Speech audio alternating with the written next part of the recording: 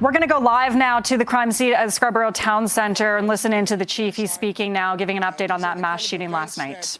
Not only shake our city, but the people who are here, I'd expect will be dealing with this for a long, long time. So, I really want to start by acknowledging those who are injured, and we do wish them all a speedy recovery. And our thoughts are with them and their families, who are clearly going to be dealing with some incredibly challenging days ahead. And for everybody that was here, I can't imagine how frightening and difficult it was for them while they were there.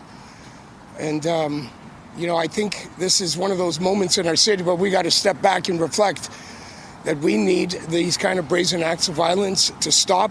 There are a number of system partners that need to get to the table and do what they need to do to ensure that we deter these kind of acts and hold those responsible accountable. I can reassure Torontonians that every resource necessary is being made available to investigators and frontline responders. And I think I also would like to take this moment to acknowledge our frontline police officers who overnight obviously responded to this scene in an incredibly committed way, moving towards danger, bringing the situation under control, securing the scene, securing witnesses, and doing what they need to do to restore the scene here and allow us to investigate. But I think also we got to think about the rest of the officers who are working overnight throughout the city, carrying on and responding to incidents around our city. And we have incredible police officers who do absolutely incredible work. And this is another one of those moments where I think as chief, I want to express my gratitude for all they do each and every day, keeping Torontonians safe and being there for Torontonians when they need them the most. Listen, the investigation is very fresh and very active. There's a lot of work happening behind the scenes to advance this investigation, and they will go where the evidence takes them. Who have you spoken to? Have you spoken to the restaurant owner, and have you made your way through all the witnesses and victims yet? Or is that... Well, I'm not going to provide you an investigative update. I'll leave that for the investigators.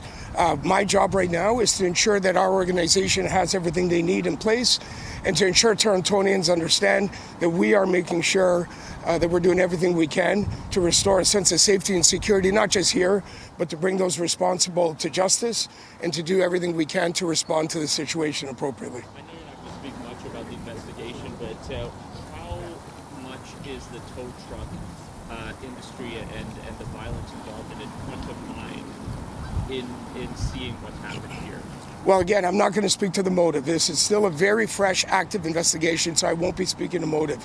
What I'll say is what I've said many times before. Gun violence continues to be a priority for us, and we're laser focused on addressing those concerns. Have you seen anything like this in your time as not only chief, but as a police officer? Well, listen, we're a big city with a long, long history, and we've had occasions where we've had, these types of things happen.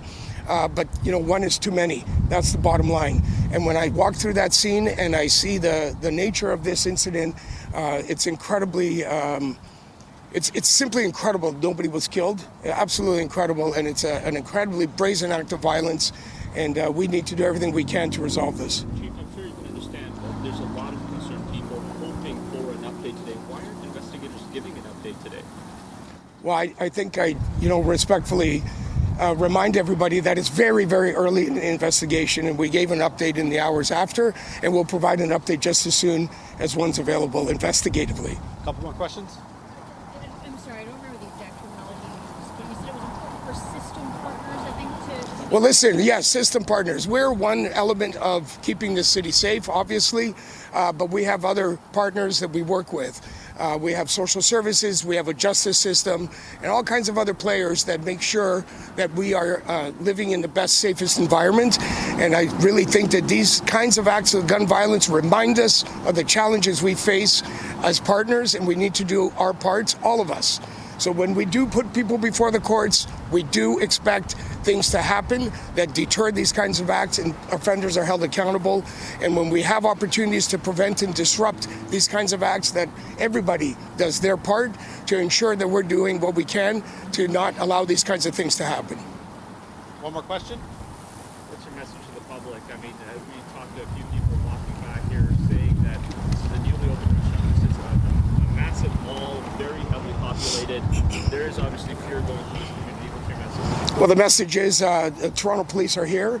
We're going to do everything we can to restore a sense of safety and security. You're going to see us around a lot. We will go where the evidence leads us, and we will leave no stone unturned to ensure that we do everything we can to bring those responsible to justice. Thanks, everybody. Appreciate it.